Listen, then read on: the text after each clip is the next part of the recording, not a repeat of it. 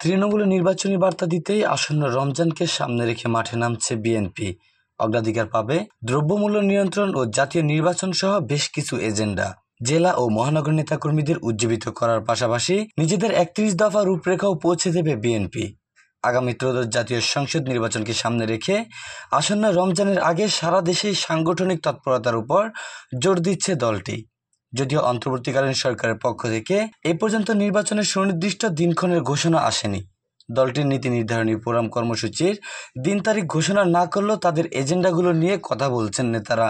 জাতীয় নির্বাচনের আগে জনসম্পৃক্ততা বাড়াতে জেলা ও বিভাগীয় সাংগঠনিক কর্মসূচি দিতে চায় বিএনপি। প্রাধান্য পাবে দ্রব্যমূল্য নিয়ন্ত্রণ ও জাতীয় নির্বাচন ও দলের ৩১ দফার রূপরেখা।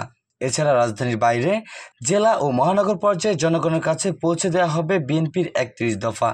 এর বাইরে জেলা পর্যায়ে জনসভায় সরকারের গঠনমূলক সমালোচনাও আসবে এই কর্মসূচি থেকে। বিএনপির ন্যূনতম সংস্কার শেষে আগামী জুলাই আগস্টের মধ্যেই জাতীয় নির্বাচনের দাবি করে আসছে দলটি।